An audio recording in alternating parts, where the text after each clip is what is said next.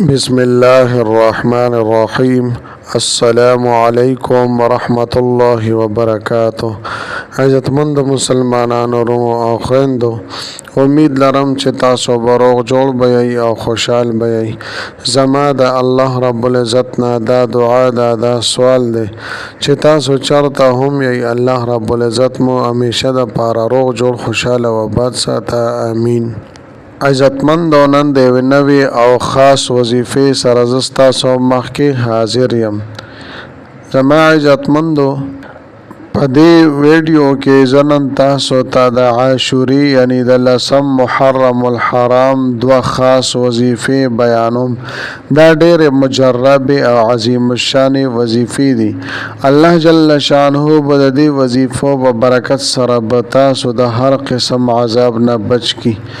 زما عزتمندو، ډېر پاورفل او ډېر عظیم الشان وظایف دي چې مونږ او تاسو خامخا دا وظایف په دې موقع باندې وکړو، ځکه چې زما عزتمندو دا موقع په کال کې صرف یو پیر راځي چې دا وخت زمونږ نه ضایع نشي. ډېر بهترین لمحات دي، ډېرې بهترین ورځې او شپې دي چې مونږ ورکې د الله جل شانه عبادت وکړو، ذکر اذکار وکړو، تلاوت وکړو او د دې په ذریعې سره خپل حاجات الله جل شانه د دربار عالیه نه قبول او منظور کو او د خپل بخشش د پاره د الله جل شانه دعاګانې وغواړو.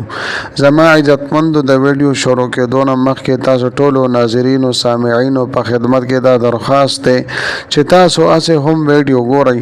په اول ځل باندې مو زما د چینل وزټ کړی وي او دا چینل مو لا تر اوسه پورې سبسکرایب کړی نه وي، نو برای مهرباني دا چینل سبسکرایب کړئ. سبسکرایب سره خوا کې د ټلې ول نشان دی، دا تاسو کلیک کړئ او سلیکټ کړئ د دې لپاره چې د هر راتلونکي ویډیو نوټیفیکیشن تاسو ته ملاوي. ځکه چې زما عزتمندو، په دې چینل کې زه تاسو ته هر قسم مستند وظایف راوړم. هغه مستند وظایف شمال خپل استادانو د هغې اجازت را کړی دی. د دې نه علاوه زما عزتمندو، که چېرې ستاسو تعویضونه پکار وي، ستاسو نقوش پکار وي، نو ما سره زما په واتساپ نمبر باندې تاسو رابطه کولی شئ. زما عزتمندو، زما د حوصله افزایۍ دپاره ویډیو ضرور لایک کړئ او لاندې کامنټ کې تاسو ماشاءالله، سبحان الله، جزاک الله یا د دې په شان نور ښکلي الفاظ تاسو منشن کوئ او لیکئ. دې دپاره چې ماله حوصله افزایي میلاویږي او نور ډېر ښکلي وظایف زه تاسو ته په دې چینل کې راوړم. زما عزتمندو، که چېرې تاسو 10 محرم الحرام یعنی د عاشوري په ورځ باندې دا وظایف کول غواړئ، نو ویډیو اخره پورې وګورئ او سکپ کوئ یې مه. زما عزتمندو، په دې ویډیو کې زه تاسو ته د عاشوري د ورځې یعنی د 10 محرم الحرام دو وظیفې بیانوم او دا ډېر طاقتور وظایف دي.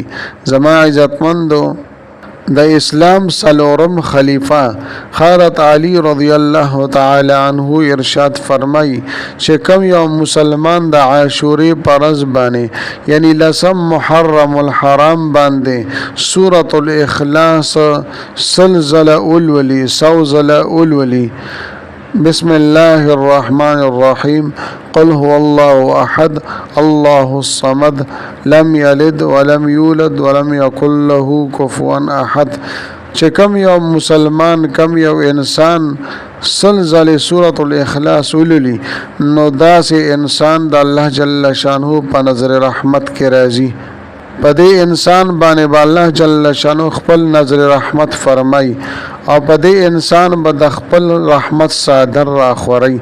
او زما عزتمندو، پچا باندې چې الله جل شانه خپل نظر رحمت وکي او څوک د الله جل شانه په نظر رحمت کې راشي، نو بیا الله جل شانه هغه ته عذاب نه ورکوي.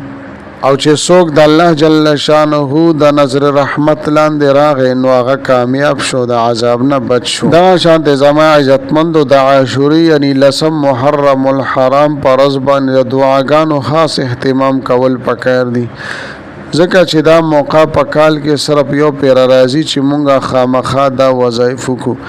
ان شاء الله تعالی د دې په برکت سره به الله جل شانه د ستاسو په عمر کې برکت واچي او فلاح او کامیابی به الله جل شانه در نصیب کی. او په هر قسمه نعمتونو کې به درته الله جل شانه اضافه وکي. نو زما عزتمندو چې مونږه خصوصي اهتمام سره د وظیفې وکړو او بیا دعاګانې وغواړو د الله جل شانه نه وغواړو، ان شاء الله تعالی الله جل شانه به زمونږه په راتلونکي ژوند کې عظیم الشان انقلابات راولي.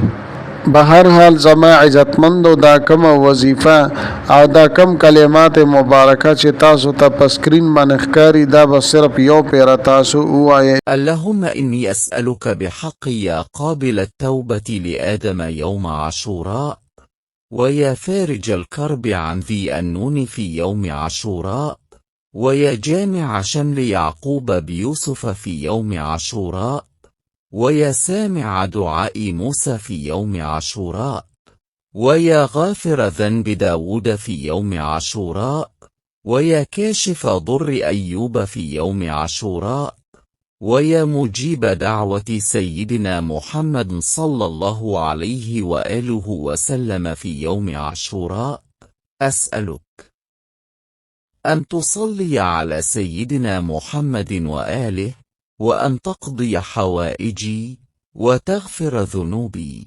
وتفرج كرباتي، وتشفي مرضانا، وترحم موتانا، وتجعلنا من السعداء في الدنيا والآخرة برحمتك يا أرحم الراحمين.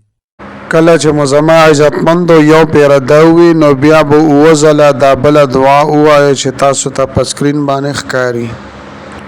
سبحان الله ملء الميزان ومنتهى العلم ومبلغ الرضا وزنة عرش لا ملجأ ولا منجأ من الله إلا إليه.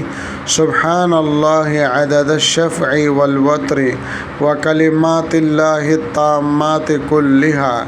أسألك السلامة والرحمة والعافية والمعافاة الدائمة في الدين والدنيا والآخرة إنك على كل شيء قدير. نو دا دعاګانې به تاسو په لسم محرم الحرام یعنی د عاشورې په ورځ باندې به خامخا کوئ ان شاء الله تعالی. د دې په برکت سره به الله جل شانه د ستاسو په عمر کې برکات واچي. په دې انسان باندې به الله جل شانه رحمتونه او نعمتونه د باران په شانتي راوړي. په زندګۍ کې به ورته فلاح او کامیابی ور نصیب شي او الله جل شانه به دې انسان ته د خپل طرف نه نعمتونه ورکی، حاجات ورته قبول کی او په مقاصدو کې به الله جل شانه ورته کامیابی وراته کی. زما عزتمندو ډېر مبارک شپې او ورځې دي، د دې ډېر زیات اهتمام کول پکار دي چې موږ نه دا موقع ضایع نشي. او دغه رنګ زما عزتمندو د عاشورې د ورځې روزه نیول ډېر ضروری دي، ځکه چې زما عزتمندو چې چا د لسم محرم الحرام د عاشورې د ورځې روزه ونیوله نو الله جل شانه د تیر شوي د یو کال ګناهونه معاف کوي. نو زما عزتمندو روزه هم نیول پکار دي، دا وظایف هم کول پکار دي چې مونږ په دې کې د الله جل شانه عبادت کو دعاګانې وغواړو. ان شاء الله تعالی الله جل شانه و زمونږ تمام حاجات قبلې او تمام مشکلات او پریشانې به الله جل شانه زمونږ ختمي. په مونږ باندې به الله جل شانه رحمتونه نعمتونه د باران په شانته راوړي. زما عزتمندو امید لرم چې دا ویډیو دا وظیفه مو ډېره زیاته خوښه شي وي. که ویډیو مو خوښه شي وي ویډیو لایک کړئ، چینل سبسکرایب ملاویږم به تاسو سره بل ویډیو کې بل وظیفې سره. تر هغه وخت پورې مال اجازه راکړئ. د لوی الله په امان.